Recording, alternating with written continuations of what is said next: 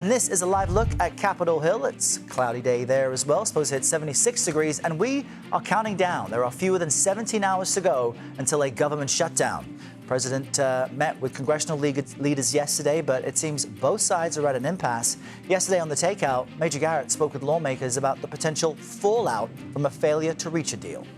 Look, I think some of my Democratic colleagues are looking for an off-ramp. I think they realize that it's an untenable position to shut the government down and is not going to go well once it is shut down. They've had 6 months to reach an agreement on a budget. They've been unable to do that.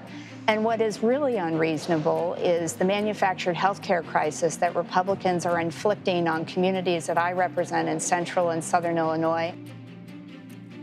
CBS News congressional correspondent Nikole Killion joins us from Capitol Hill now with more. Nikole, good morning. So we've been here before. This is familiar territory. So what are your sources telling you is the possibility that a deal might be reached before midnight? Yeah, well, I would say it's familiar but unfamiliar territory in terms of the dynamics between congressional leaders and the president. We saw just last night he mocked Democratic leaders in a video, so there really isn't a lot of goodwill on either side right now, and there hasn't been for some time, which is part of why we're in this predicament. But look, you know, Republicans say it's simple. They just want to put forth a clean extension of funding for the next 7 weeks so they can work through the appropriations process. But Democrats want to use this as an opportunity to try to put Republicans' feet to the fire with respect to the issue of health care. They want to roll back of those Medicaid cuts. They're concerned come the end of the year that you have these premium credits that are going to be expiring under the Affordable Care Act, which could push those premiums up. So they want some kind of deal there. I asked a leader, Jeffries, you know, if he is open to compromise with the White House and with Republicans. Take a listen to his response. Are you open to compromise?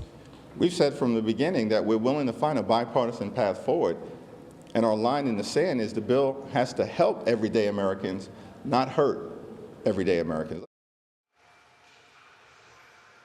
But Republicans, for their part, feel that the Democrats are simply posturing because, again, they argue that their bill isn't partisan. Again, it's just a clean extension of funding.